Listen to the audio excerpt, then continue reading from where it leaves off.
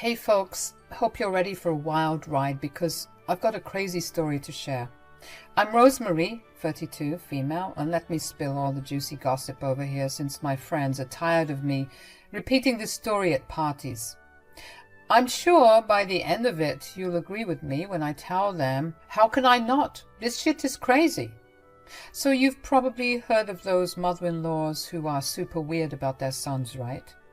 The women who breed the mama's boys, the ones who can't seem to let them go and almost act as if they're in a relationship with them. Well, imagine that. But instead of it being your mother-in-law, it's your sister-in-law. Crazy, right? Let me set the scene. My husband, Royce, and I met when he and his family were on holiday in my home country, South Africa. They were visiting Table Mountain and I was there with some of my girls for some good old-fashioned bonding time. At first I didn't even notice Royce on our trail, but as we returned from the hike and back down to the restaurant to unwind and enjoy ourselves, he started staring at me from across the room. Eventually, he was bold enough to start making his way towards our table just to chat, buying us drinks, you name it, anything to butter us, me, up. My friends were telling me he was super cute and that I should give it a shot, and he was agreeing with them, laying on the charm pretty thick. I was being flattered, of course, and I found his attempts endearing. Eventually, though, when he would spend more than 10 minutes at our table, I noticed that his sister Brooke would come as well, forcing him to get back to their own table. "Hi, ladies. You all look gorgeous." "Oh, thank you. You look beautiful as well." "I'm so sorry about my idiot brother." "Hey!" "He has a knack for embarrassing us. Honestly, we're thinking of not inviting him for the next family event." "Oh, are you saying he normally does this? He's always flirting with random women when he's on vacation?" "No!" "Yes." We all started laughing, everyone except Brooke. When Royce would tell her he wanted to stay and chat with us a bit more, she would get pissed, stomping back to her table with the rest of their family, who didn't seem to mind Royce's absence at all, mind you, glaring at us. I thought she was just trying to be gracious, avoiding family embarrassment and letting us enjoy ourselves without Royce all up in our business. But with hindsight, I can see that she was just clearly jealous. Let me tell you, the drama unfolds from there. Royce and I had a bit of a summer fling, you could say, just enjoying each other's company for the duration of his stay.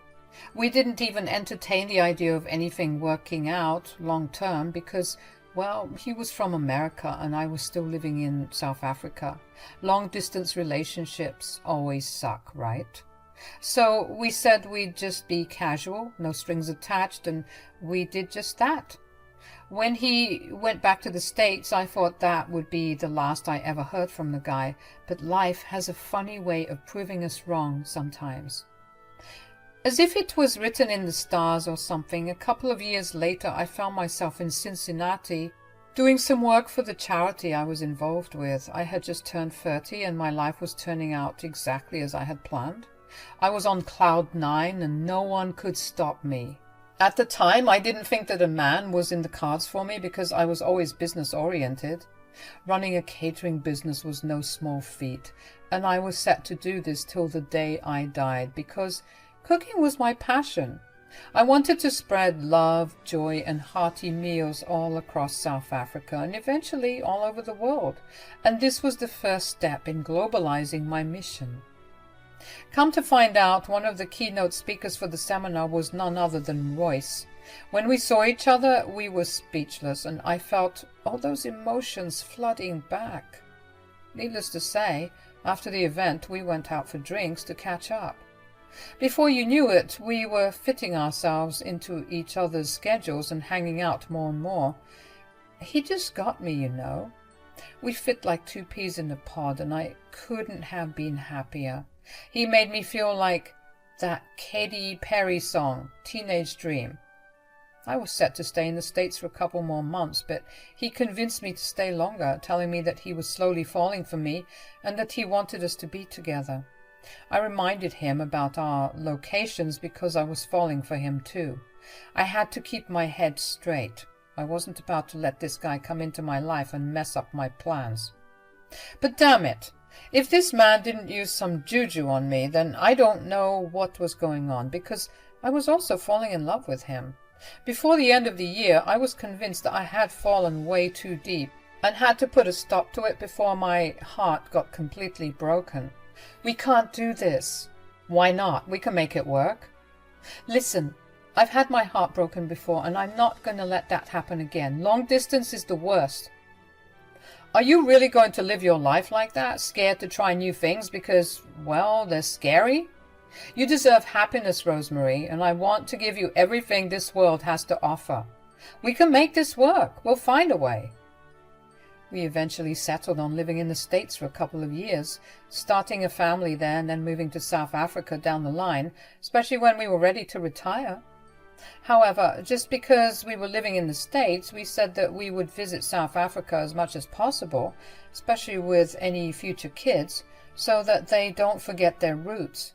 It sounded like a solid plan, and I was ready to risk it all with this man. With my already established connections in the States, it was easier for me to transition into catering full-time here. Besides, living here full-time was going to help me spread my business far and wide. Royce needed some more time to make some South African connections for our move to be seamless, so that's why we stuck with America for now. Before we knew it, we were saying our vows and everything seemed to be going well for us.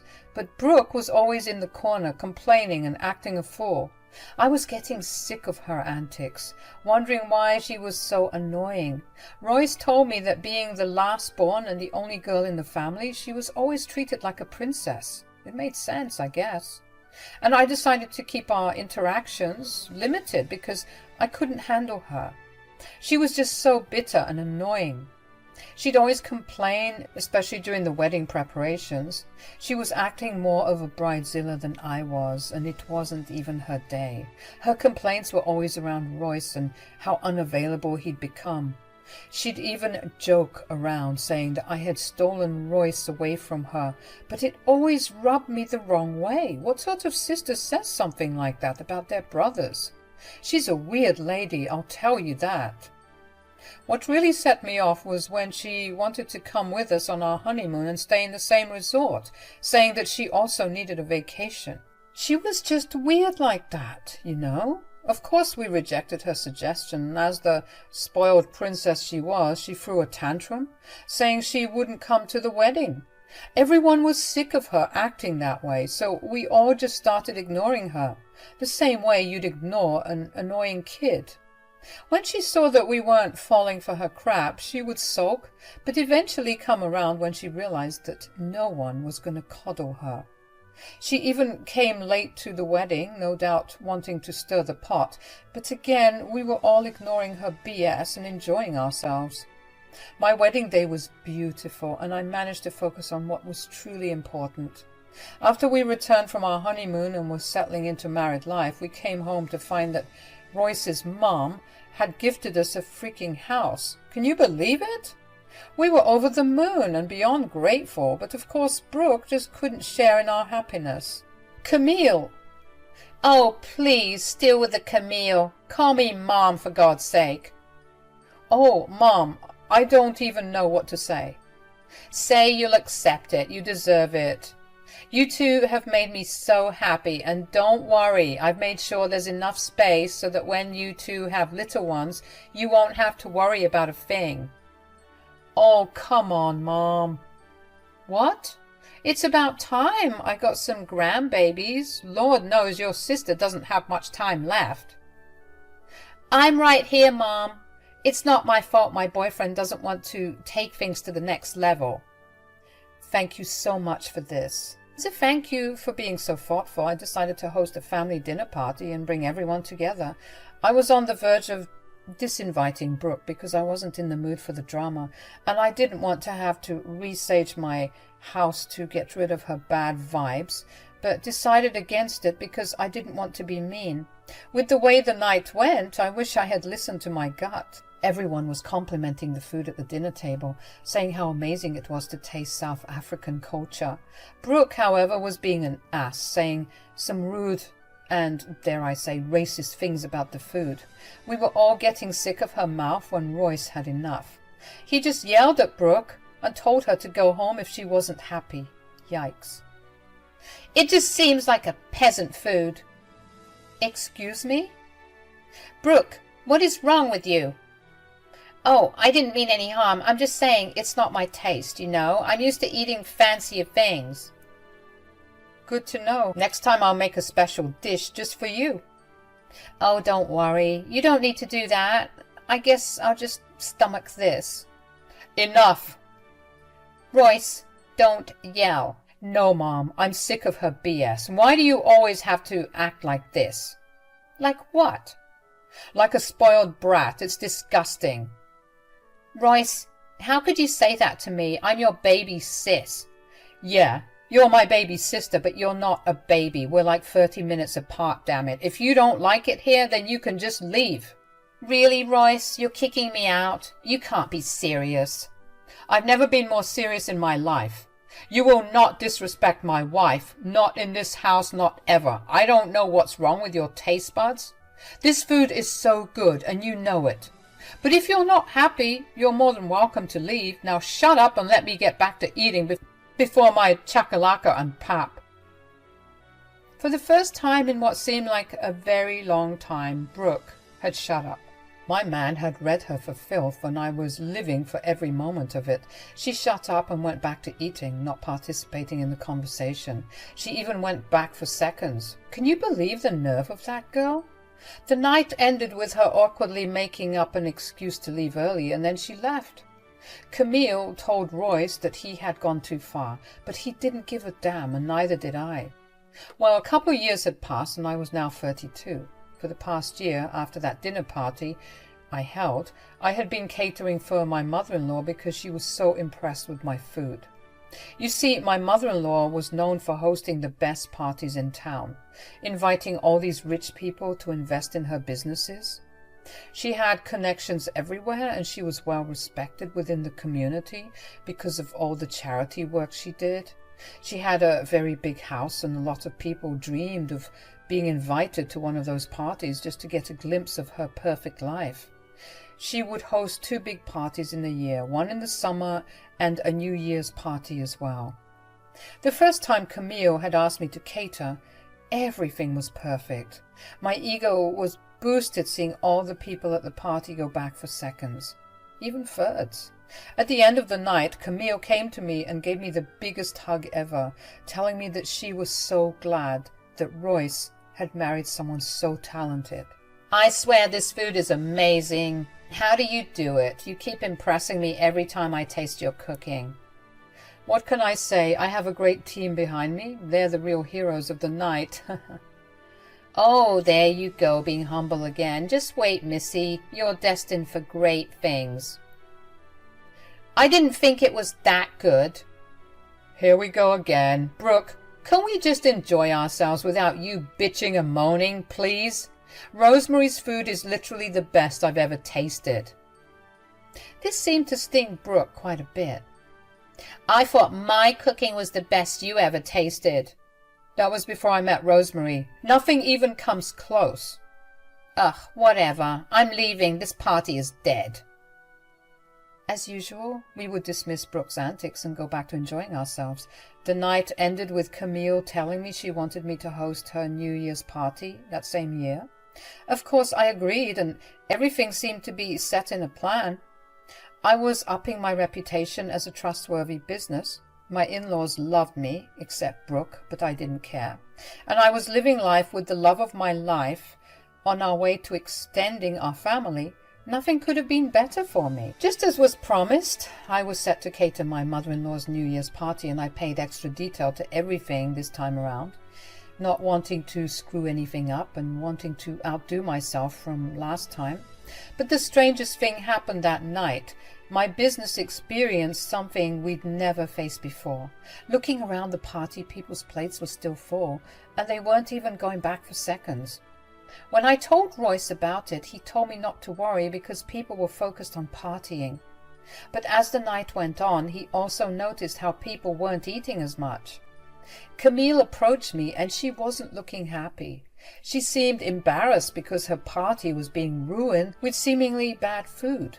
She came up to me with a plate in hand and asked me to take a bite of the hors d'oeuvre that she brought over.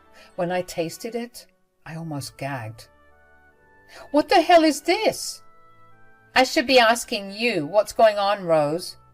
I don't know what to say. My food has never tasted like this before." I didn't know what was going on, but it seemed like my food was spoiled. That was impossible. I only used the freshest ingredients, and when I tasted the food before it was delivered, I made sure everything was in tip-top shape, and everything was. So why did it taste like crap all of a sudden? Camille wasn't happy, of course. Her reputation, as well as my business's reputation, had taken a hit. She even had to end her party early because of how things were going, and no one wants to end a New Year's party early. That's literally sacrilege. To say I was embarrassed was an understatement. I didn't know what to do. Of course, Brooke came around to gloat about my downfall. At the time, I never even thought to accuse her of anything, thinking she was just being annoying because that was just who she was. Royce came to my defense as usual, but the damage had been done. When summer came around again, things were a bit awkward, but Camille was gracious enough to give me a second chance at catering for her party. I was so grateful for her kindness, promising not to let her down a second time. I took extra measures to make sure that the food would be perfect this time around. I hired more professional chefs to help with the catering, as well as spending a fortune on an even better food truck equipped with state-of-the-art technology to keep the food fresh and clean for as long as possible. But still, when the party had been going on for a couple of hours, I saw the same thing as last time. People practically refusing to eat. Now, Camille was properly pissed, and I couldn't blame her. She found me, pulled me to the side, and was yelling. "Okay, what are you playing at?" "Oh no, has it happened again?" "Don't act like you didn't do this on purpose. Do you have a problem with me?" "Hey, okay, look, I know things are a bit tense right now, but arguing won't do us any good." "I'm so sorry. I don't know what's happening. I swear to God the food was fine when I was bringing it here." "Bull crap. You're trying to sabotage me, aren't you? Why would you bring spoiled food to my party? Are you trying to ruin me?" "Camille, I can assure you, I've been doing this for 10 years as a caterer. I could never bring spoiled food, not even for something casual, let alone something like this." "Okay, let's get to the bottom of this. Rose, are you sure nothing could have happened on the ride here? Like the fridge is not working or something?" "You can even check them out yourself. I had 2 mechanics tell me that everything was in tip-top shape." Just then, Brooke was making her way towards us, smirking just like last time, ready to throw my failure in my face. Well, well, well. "I'm not in the mood for your crap, Brooke. I'm just here to comfort my poor mother. She works so hard for these parties. It's a shame someone has to screw it all up." "Brooke, seriously, now is not the time, okay? This is getting out of hand. I even saw Harry Finkel leave." "Finkel left? Oh God, I'm ruined." "I have an idea. Why don't we check the security cameras?" "What? Why?" "That's a great idea, babe. I don't want to sound like I'm crazy, but at this point, I'm sure someone is messing with the food because it sure as hell isn't me." "Fine, I guess we have to rule everything out. But I swear to God, Rosemary, if I find out you have done this to ruin me, I'll do it back to you, but 10 times worse." "Camille, if I sabotaged your food, may God strike me where I stand right now." "Let's go check out those cameras. We'll get to the bottom of this." For some reason, all of a sudden, Brooke was trying to get us to stay there and enjoy the crappy party, telling us the party wasn't ruined and that we shouldn't worry about it.